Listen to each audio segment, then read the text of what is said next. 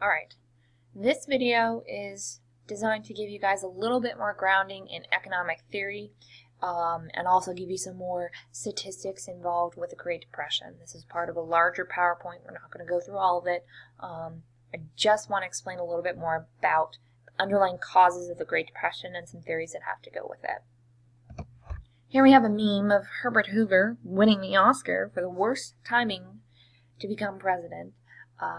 In the election of 1932, he was obviously blamed for causing the Great Depression, but I challenge you guys to think about, is that really right? Did Hoover really deserve to have, kind of the title of the world's worst, the American worst presidency, or the worst president ever, title that he sometimes gets? Just think about it. Most historians definitely do agree on what was the main cause of the Great Depression, the most important, relevant one. But here are some of the big ones that they at least all mention, at least say, yes, this was part of the problem, of the equation. I do want to talk about a couple key terms first. And to get you some grounding, the Great Depression was obviously the worst economic catastrophe of the 20th century. It also involved every single aspect of the economy and all parts of the country. So previous economic panics, like the Panic of 1873, the Panic of 1893, the Panic of 1819, were just about, farming futures, over-speculation in farming, or over-speculation in, coal mining, one specific aspect of the economy. The Great Depression is every single aspect of the economy was involved. It also dramatically changes the role of the federal government and changes the idea of what Americans, the American public, generally believes of how the government should be involved in the economy. Because once we go through this, and FDR does his New Deal reforms, there's really no going back. All right, what is the technical term of a depression? What makes it different from a recession, which is just a slowing growth of GDP? A depression is a pretty bad recession. This is the technical term. It's a severe declining economic activity across all parts of the country and all regions of the economy. We see a real decline in GDP, or real GDP. GDP is gross domestic product. It's a way of analyzing the health of an economy. Real GDP is what historians and economic historians look at to look at and compare economies across time. We also see a decline in employment, obviously production, credit, how easy it is to get loans, and confidence in the economy. So very quickly, how a business cycle works. In economic theory, there is this general trend of, over time, we're going to see a general positive growth of output, how many cell phones you're producing, for example. So you have this cycle that goes kind of as a wavelength of peak recession, trough recovery, and also peak. Now this can last, you can be at your peak for about 10 years, which was predominantly of the 1920s, and you can also be through a recession for quite some time and on the road to recovery for quite some time, or you can go through these things very, very fast. It just depends on the circumstances and how you look at it. Are we looking at it as a day-to-day? We were trading better, cell phones were trading better in the mornings rather than in the afternoon, or there was a lunch slump. That's, if you ever look at the news online and you see this kind of really spiky thing of the graph of the Dow Jones Industrial Average. That's on a day-to-day, but over time you would zoom out and it would be more of this peak trough recession sort of thing. All right, so during a recession, demand decreases along with employment. So people stop demand cell phones, for example. If no one's buying cell phones, companies are going to eventually lay off their workers. At the trough, when you're at the very bottom, low prices create an incentive to buy more because it's so low. Hey, now I can afford that new phone. And if enough people buy the low price, this is going to help lead to recovery. At its peak, almost every potential worker or everyone who wants a job can find a job. Notice it's almost everyone. It is not everyone. No economy has a 0% unemployment rate. It's not feasible. Traditionally, when the economy is doing well in the United States, most economic historians will put it at between 3 and 5%. That's an excellent unemployment rate.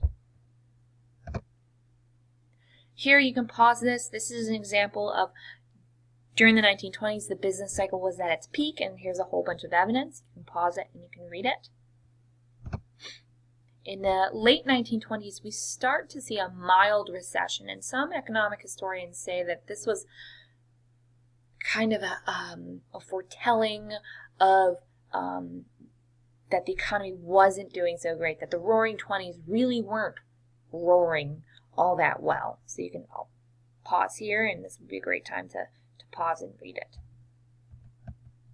All right, causes of the Great Depression. Here we have the catalyst that really starts us off is obviously Tuesday, October 29th, 1929. That's when the New York Stock Exchange actually falls by 43 points, which was a big time, which was a big amount during that time. Black Tuesday, here you can see this graph. This is over every year, or every actual 6 months, sorry. The market tends to bottom out. 1932, 1933 are the worst part of the Great Depression. So a couple key things. We see this throughout the 1920s. There's increased, more Americans are playing the stock market. They're buying on the margin, and they're really inflating the value of stocks and trading it as an easy way to make money. However, it was kind of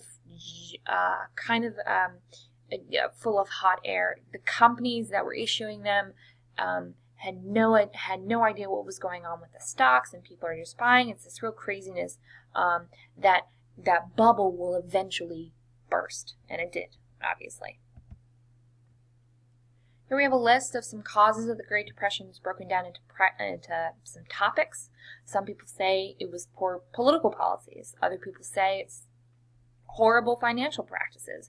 People had no business playing in the stock market, were taking all of their extra money and all of their savings and buying on the margin, and they really don't have any knowledge of economic theory. Other people say it's more long-term problems, and you have socioeconomic conditions where, the uber wealthy control more than 1/3 of the nation's wealth, and huge disparity between the rich and the poor during this entire time period. All right, one last thing I want to talk about, and they did explain it a little bit in your reading, is this poor international debt structure.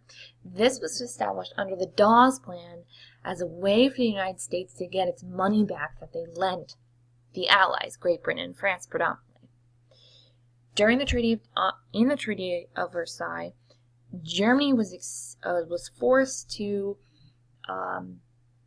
take blame for the war and they lost all its colonies, their economy is destroyed, and they also have to pay $2 billion that they don't have back to Great Britain and France. They have no way of paying this. So the United States steps in and they say, okay, under the Dawes Plan, we're going to give you these loans so you can rebuild your economy. If you rebuild your economy, then that means you can make your payments to Great Britain and France, and that means Great Britain and France can give us back more money, $2.6 billion, back to the United States. It seemed like a good plan until the German economy didn't do as well as what we had hoped, and this circular problem with no solution came to a crashing halt. And it's really this poor international debt structure that expands the United States Great Depression to a worldwide depression. Finally, last point before we leave are these three main schools of thought by historians about the real cause of war. The great economist John Keynes says that it was this total fall in demand. People just stopped needing cell phones, for example. The way to get out of it, or the way to fix the economy was, and this is what FDR does, is to have huge federal spending. And that's the New Deal and also World War II. And it's really World War II that really gets us out of the Great Depression. The second theory is Internationalist Theory. And the third one is the Internationalist Theory. So, John Maynard Keynes wrote in the depths of the Great Depression, he said, the problem is we have no demand. Ways to create demand is to increase government spending, and we're going to do this through the Fed. The Fed should create new money, actually print new money, that the government can just spend on these new programs like the AAA, the TVA, the CCC, all these New Deal programs. Coupled with massive spending, the federal government should also cut taxes, and creating a deficit. And this is where we get the roots of our national deficit from. John Maynard Keynes didn't necessarily believe that having a deficit was a bad thing. And, you know, that's what we still have today. So this is the predominant theory of like federal spending and the economy that we still use today for the most part. The monetarist explanation is the big one is Milton Friedman. He says that the Fed really caused or really made the Depression as bad as it was. That's because in 1928 the Fed raised interest rates, how much it costs to borrow money. Because it's more expensive to borrow money, people are not going to produce as much because it costs more. So we're going to scale back, and there's a decline in production. And they kept doing this in 1930 and 1931. And banks don't want to make loans. And the way you grow the economy is by expanding production. In order to do that, you have to have loans. So that's the monetarist theory. The last one is the internationalist theory, and it says that during World War I, nations adopted this fiat currency idea, and that's what we have today. It's this $20 bill that I have in my hand is only valuable because the government says it is. It's just a worthless piece of paper. It has no actual benefit to it.